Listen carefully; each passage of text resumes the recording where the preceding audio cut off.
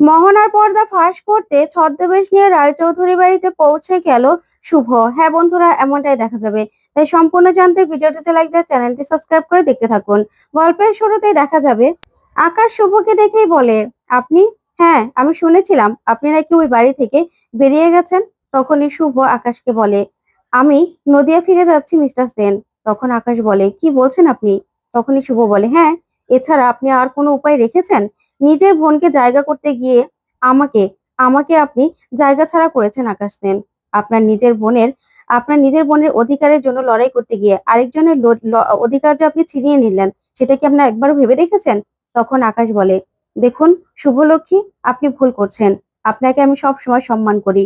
আপনার সঙ্গে যেটা হয়েছে, আসলে সেটা আমি করতে চাইনি, কিন্তু মোহন আমার বোন, আমার সবকিছু। আমার বাবা মারা যাওয়ার পর থেকে ও আমার সন্তানের মতো। তাই ওর কোনো কষ্ট হোক বা ও নিজেকে শেষ করে দেওয়ার চেষ্টা করুক, সেটা আমি মেনে নিতে পারিনি আমি। তাই আমার বোনের জন্য আমি লড়াই করেছি। কিন্তু আপনাকে আমি অসম্মান করতে চাইনি, বিশ্বাস করুন। আমি শুধু ক্ষতি চেয়েছি ওই আদ্রিত রয়ের আর রয় পরিবারের। আমি ক্ষতি চাই। তখনই শুভ এই কথা শুনে চমকে যায় আর বলে, কি বলছেন আপনি? তখন আকাশ বলে, হ্যাঁ, দেখুন না, আপনি ওই বাড়ি থেকে বেরিয়ে আসলেন, কেউ আপনাকে একবারও আটকানোর চেষ্টা করেছে? করেনি তো। এর থেকে ভালো আমি আপনার পাশে আছি। আপনার থাকার ব্যবস্থা সবকিছু আমি করে দেব। আপনি আর আমি মিলে ওই রয় চৌধুরীদের একদম ফকির বানিয়ে দেব, রাস্তার সঙ্গে মিলিয়ে দেব। তখনই আকাশের কথা শুনে শুভ চমকে যায় আর মনে মনে বলে, এই লোকটা কি করতে চাইছে? তখনই শুভ বলে, শুনুন মিস্টার সেন, আমার পরিবার, আমার স্বামী আমাকে কি করে ঠকালো, আমার পরিবার আমার পাশে থাকলো না না থাকলো, সেটা নিয়ে আপনাকে চিন্তা করতে হবে না। আপনি শুধু আপনার নিজে চিন্তা করুন। আপনি আপনার বোনের স্নেহে অন্ধ হয়ে গেছেন। না হলে ভাবুন তো, আমার স্বামীর না হয় স্মৃতি ছিল না, কিন্তু আপনার বোনে তো স্মৃতি ছিল। তাহলে আপনার বোন এটা হতে দিল কি করে? তখন আকাশ বলে, ও আচ্ছা, এখন আপনি আমার বোনের দিকে আঙুল তুলছেন।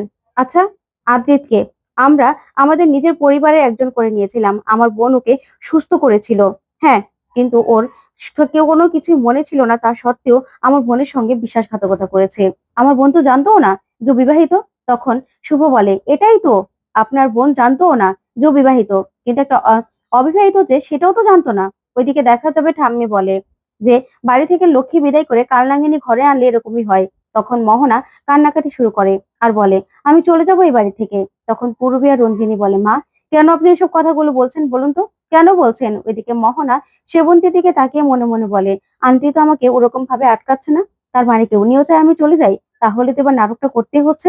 তখনই মোহনা মাথা ঘুরে পড়ে যাওয়ার নাটক করতে থাকে। তখনই সবাই মিলে মোহনাকে ধরে ফেলে আর বলে, মোহনা, কি হলো? কি হলো? সবাই জল নাও। তখন চোখে মুখে জল ছিটাতে থাকে আর বলে, মেয়েটা অসুস্থ হয়ে গেল। ওর তো এখন এই সময় এতটা স্ট্রেস নেওয়া একদম ঠিক নয়। ও অসুস্থ হয়ে গেল, এখন এখন কি করব? তখনই সেবন্তী আদিকে বলে, আদি, তুমি ওকে ঘরে নিয়ে যাও। আসলে মোহনা কিন্তু তোমার রেসপন্সিবিলিটি, তুমি এটা ভুলে যেও না। আর মোহনার কিছু হলে বাচ্চাটারও কিন্তু ক্ষতি হয়ে যাবে, সেটা তুমি একদম ভুলে যেও না। তাই ওকে তুমি ভিতরে নিয়ে যাও। তখন এই কথাগুলো শুনে অবাক হয় সবাই। তখন রিদ্ধি বলে, দেখো, এখন তো দাভাইয়েরও শরীর ঠিক নেই, ওর মনও ঠিক নেই। তাই দাভাই যদি এখন মোহনাকে নিয়ে যেতে থাকে, যদি ও মাথা ঘুরে পড়ে যায়, তাহলে কিন্তু বিপদ হবে। তার থেকে আমি অন্য ব্যবস্থা করছি, ঠিক আছে? তখনই আদি বলে, হ্যাঁ যা। তারপরে রিদ্ধি ভিতরে চলে যায়। ওইদিকে আকাশ বলে, আপনি কি না আমার বোনের দিকে আঙুল তুলছেন? তখনই শুভলক্ষ্মী বলে, হ্যাঁ, দেখুন না, আপনার বোন আপনার বোন তো সুস্থ ছিল। তাহলে ও একটা ছেলে যে বিবাহিত না অবিবাহিত জানে না, তার দিকে কিভাবে নিজেকে এভাবে সঁপে দিল? কিভাবে এই ভুলটা করলো, একবারও ভেবে দেখেছেন?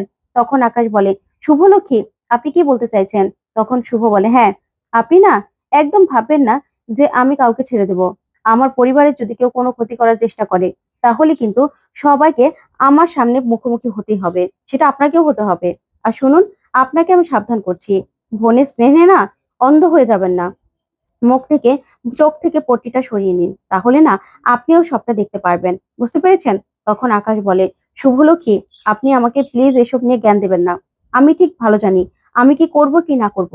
ওই রয় চৌধুরীদের তো আমি কিছুতে মাথা উঁচু করে বাঁচতে দেব না। তখন শুভ বলে, শুনুন, আপনি যদি আমার পরিবারের বা পরিবারের মানুষদের কোনো ক্ষতি করার চেষ্টা করেন না, তাহলে আমি নদিয়া থাকি আর যেখানেই থাকি না কেন, আমি কিন্তু কাউকে ছাড়বো না। ইভেন আপনাকেও ছাড়বো না। বুঝতে পেরেছেন? আপনার না এখনো সময় আছে। ভুলটা করবেন না আকাশ সেন, ভুলটা করবেন না। তখন এই কথা বলে শুভ সেখান থেকে চলে যায়। ওইদিকে দেখা যাবে মোহনাকে। মোহনাকে সবাই ধরাধরি করে রাখে। তারপরে সেবন্তী তাকিয়ে থাকে। তখন রিদ্ধি হুইল চেয়ার নিয়ে আসে আর এসে বলে, বসো এটাতে। তারপরে মোহনা বলে, না, আমি আয়ানের কাছে সব থেকে সেফ। তখনই আদি বলে, দেখো মোহনা, এটা দাদু যখন পা ভেঙে ফেলেছিল তখন আনা হয়েছিল। যাও, এটাতেও তুমি সেফলি যেতে পারবে। তখনই মোহনাকে সবাই জোর করে হুইল চেয়ারে বসিয়ে দেয়। তখন মোহনা মনে মনে বলে, আজকে আয়ান আমার আমার কাছ থেকে তুমি পার পেয়ে গেছো, কিন্তু পরে এমন নাটক করবো না যে তুমি শুধু আমাকে চোখে দেখবে, আমাকে ওই শুভলক্ষীকে নিয়ে কোনো কথা আমি এ বাড়িতে শুনতে চাই না। তারপরে দেখা যাবে রুক্স বলে, এবার আমাদের একবার আকাশ সেনের সঙ্গে কথা বলা দরকার।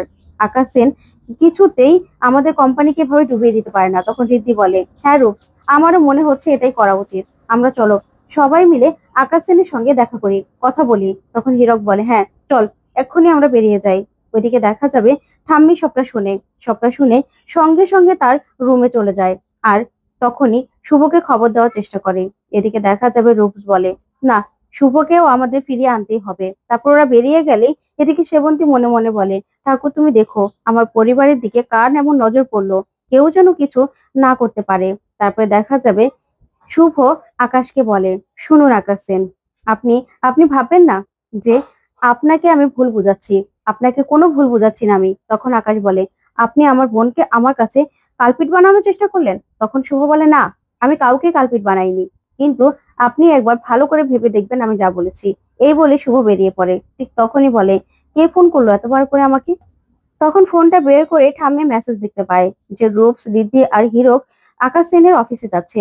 তখন শুভ বলে, সর্বনাশ, তাহলে তো এখনই চলে আসবে। ঠিক তখনই শুভ দেখে যে ওরা দরজার সামনে চলে এসেছে। আর তখন শুভ সেখান থেকে লুকিয়ে পড়ে। আর রূপসরা ভিতরে চলে যায় আকাশ সেনের সঙ্গে কথা বলতে। তারপরে শুভ মনে মনে বলে, ঠাম্মি, তুমি আমাকে বাঁচিয়ে দিয়েছো শেষ মুহূর্তে, না হলে তো ওদের সঙ্গে আমার দেখা হয়ে যেত, তাহলে তো আমি বড় ফাঁসা ফেসে যেতাম।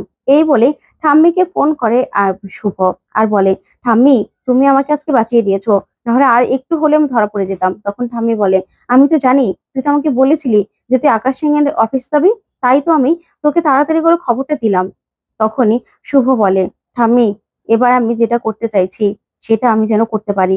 আমি জানি এটা আকাশ সেন জেনেছে যে আমি নদিয়া চলে যাব, এটা ওই বাড়ি পর্যন্ত পৌঁছবে। আর এই যে এখন রূপসরা চলে এসেছে, এবার রূপসদের কাছে আকাশ সেন বলবেই আমি আকাশ সেনকে যতটুকু চিনি, উনি বলবেই আমি জানি। তখনই ঠাম্মি বলে, দিদি ভাই, তুই যা ভেবেছিস তা তো তুই করবি, কিন্তু দেখিস আবার বিপদে পড়িস না দিদি ভাই, আমার কিন্তু বড্ড ভয় করছে। তখন শুভ বলে, ঠাম্মি তুমি একদম চিন্তা করো না, আমি আমি একদম সাবধানে থাকবো, আর তোমরা আমার পাশে আছো তো, আর কোনো সমস্যা হবে না, আমার কোনো সমস্যা হবে না। ওইদিকে দেখা যাবে আকাশ সেনের সঙ্গে দেখা করে রূপসরা। তখন ওকে অনেক অনুরোধ করে আর বলে, আপনি প্লিজ এই সময় এই সব টাকা তুলে নিতে পারেন না। আপনি যদি আমাদের এখানে ইনভেস্ট না করেন তাহলে তো আমাদের সঙ্গে সঙ্গে আপনার কোম্পানিতেও লস হবে। আর তাছাড়া আমাদের অনেক বড় একটা ক্ষতি হয়ে যাবে। আমার কোম্পানি আর মাথা তুলে দাঁড়াতে পারবে না। প্লিজ আপনি বোঝার চেষ্টা করুন। তখন আকাশ সেন বলে, দেখুন, এসব নিয়ে না ভেবে আপনারা বরং এটা ভাবুন, শুভ শুভলক্ষ্মী নদিয়া চলে যাচ্ছে। তখনই রীতি বলে, কি কি বলছেন আপনি? তখন আকাশ বলে, হ্যাঁ, আপনাদের বাড়ির বউ, সে কিনা চলে যাচ্ছে রাগ করে নদিয়া চলে যাচ্ছে। আজকে সন্ধ্যার 7টায় ফ্লাইট। তখন এই কথা শুনে সবাই বেরিয়ে পড়ে। তখনই রিদ্ধিরা বলে, না না, আমাদেরকে শুভকে আটকাতে হবে। ওইদিকে আকাশ মনে মনে বলে, দেখেছেন শুভলক্ষ্মী, আপনার বাড়ির লোক পুরো সেলফিশ, ওরা আপনার কথা একটু ভাবছে না। ওইদিকে রিদ্ধি আদিকে ফোন করে সবটা জানায়। তখন আদি বলে, কি, শুভ নদিয়া চলে যাচ্ছে? না না, শুভকে আমাকে আটকাতেই হবে, যে করে হোক আটকাতে হবে। এই বলে সঙ্গে সঙ্গে বেরিয়ে যায় বাড়ি থেকে আদি। এদিকে দেখা যাবে মোহনা বসে বসে মোবাইল দেখছিল। ঠিক তখনই সেখানে ডোনা আসে। সে বলে, মোহনাদি, তোমাকে একটা খবর দিতে আসলাম। আসলে ঋদ্ধিরা বলছিল শুভদি নাকি নদিয়া চলে যাচ্ছে। তখন এই কথা শুনে খুশিতে নেচে ওঠে মোহনা। তারপরে ডোনাকে দেখে নিজের খুশিটা একটু কন্ট্রোল করে আর বলে, ও, আমি কখনোই চাইনি গো যে আমার জন্য শুভলক্ষ্মী নদিয়া চলে যাক। তখন ডোনা মনে মনে বলে, তুমি যে কি চেয়েছো সেটা আমি জানি। তখন ডোনা বলে, আচ্ছা ঠিক আছে, তুমি বরং বসে থাকো, আর কোনো খবর পেলে অবশ্যই আমি তোমাকে বলবো। এই বলে ডোনা সেখান থেকে চলে যায়। এদিকে মোহনা বলে, এটাই তো আমি চেয়েছিলাম এটাই আমি, শেষ পর্যন্ত এটাই হলো। এবার আয়ান শুধু আমার, এই পরিবারও আমার। আমি আমার আয়ানকে নিয়ে এবার শান্তিতে থাকবো। এবার আয়ানকে আমার দিকে ঘোরানোর পালা। এই বলেই মোহনা নাচ করতে থাকে। ঠিক তখনই সেখানে এসে দাঁড়ায় ঠাম্মি। আর ঠাম্মিকে দেখে মোহনা ভয় পেয়ে যায়। আর তখন ঠাম্মি বলে, কি ব্যাপার, একটু আগে না তোমার মাথা ঘুরছিল, এখন তো দেখছি মাথা ঘোরার কিছুই নেই, এখন তুমি এভাবে লাফাচ্ছ। তখনই মোহনা বলে, আসলে ঠাম্মি, আমি তো প্রেগনেন্ট, তাই কখন যে কি মুড করে সেটাই বুঝতে পারি না। কখনো মাথা ঘোরে, কখনো নাচতে ইচ্ছে করে, কখনো হাসতে ইচ্ছে করে, তাই আর কি। তখন ঠাম্মি বলে, তাই নাকি? তারপরেই মোহনা কোনো মতে কথাটা কাটিয়ে সেখান থেকে চলে যায়। তখন ঠাম্মি মনে মনে বলে, দিদি ভাই রে, তুই ঠিক ভেবেছিলি এই মেয়েটার মধ্যে অনেক বড় একটা গন্ডগোল রয়েছে। তুই তাড়াতাড়ি ফিরে আয়, ফিরে আয় তুই, এই মেয়েটাকে হাতে নাতে ধরতে হবে। ওইদিকে দেখা যাবে শুভ মনে মনে বলে, সবাই আমাকে সাবধান করছে, সবাই ভয় পাচ্ছে, আমি যেন কোনোভাবে ওই বাড়িতে গিয়ে ধরা না পড়ি। তুমি দেখো আমি যেন মোহনার পর্দা ফাঁস করতে পারি। তো বন্ধুরা, ছদ্মবেশ নিয়ে মোহনার পর্দা কি ফাঁস করতে পারবে শুভ? তোমাদের কি মনে হয়? কমেন্ট